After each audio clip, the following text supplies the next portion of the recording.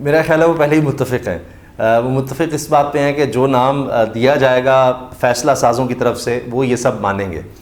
باقی یہ جتنی آپ کوشش دیکھ رہے تھے یہ کوشش تھی کہ جو نام ہم دیں وہ آپ مان جائیں, یا یہ کہ سب کا میوچل ایک نام آ جائے. لیکن آخر میں جو فیصلہ ہو چکا ہے یا جو فیصلہ سازوں نے فیصلہ کیا ہے, ہم اگر ماضی کو دیکھیں دنیا میں بھی سیاسی طور پر اور خاص طور پر پاکستان, سب سے بہتر تو ہم یہی دیکھ سکتے ہیں کہ پاکستان میں کیا ہوا, تو اس میں تو ان کا مستقبل بہت زیادہ ہمیں یہ کہنا چاہیے کہ مضبوط نظر آ رہا ہے. اب دیکھنا یہ ہے کہ وہ مستقبل دور ہے یا قریب ہے, یہ اصل بات ہے سوچنے کی.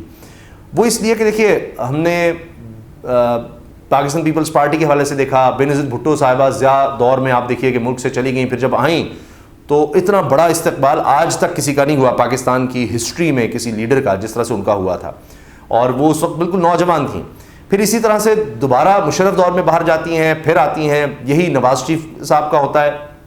مگر ہمیں یہ دیکھنا ہوگا کہ اس وقت ان کی مقبولیت اس طرح کی نہیں تھی. یعنی جب ان کی حکومتیں گئیں یا ان کی حکومتیں گرائی گئیں, ان کو نکالا گیا, تو ان کی مقبولیت وہ نہیں تھی. نہ لوگ اس طرح نکلے تھے جس طرح عمران خان کے لیے نکلے. یعنی جس وقت ان کی حکومت گئی تو عمران خان صاحب خود کہتے ہیں میں حیران تھا کہ یہ کیا ہو گیا, پاکستان کی تاریخ میں ایسے لوگ نہیں نکلے. اور اس وقت کے بعد سے عمران خان کی مقبولیت بڑھتی ہی چلی گئی, اور وہ خود کہتے ہیں میں زندگی میں کبھی اتنا پاپولر نہیں تھا جتنا اب ہوں, نہ ملکی سطح پر نہ بین الاقوامی سطح پر. ہر ادارہ, بین الاقوامی ادارہ آپ دیکھیں گے ان کے انٹرویوز کبھی اتنے نہیں چھپے ہوں گے اتنے کم وقت میں, اتنے اداروں میں ان کے انٹرویوز چینلز پہ نہیں لیے گئے ہوں گے.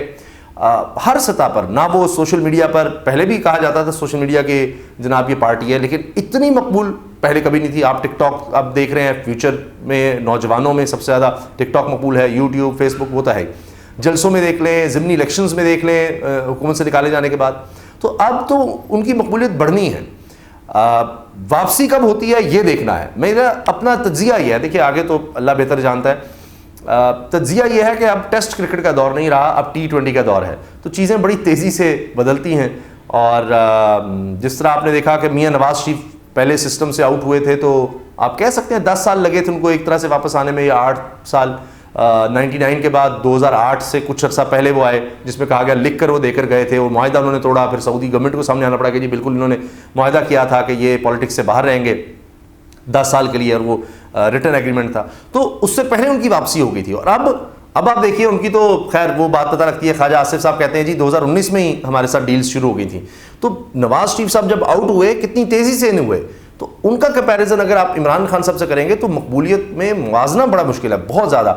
عمران خان ان سے زیادہ مقبول ہیں, تو کتنی دیر لگتی ہے ہسٹری تو بتاتی ہے چند سال لگ سکتے ہیں.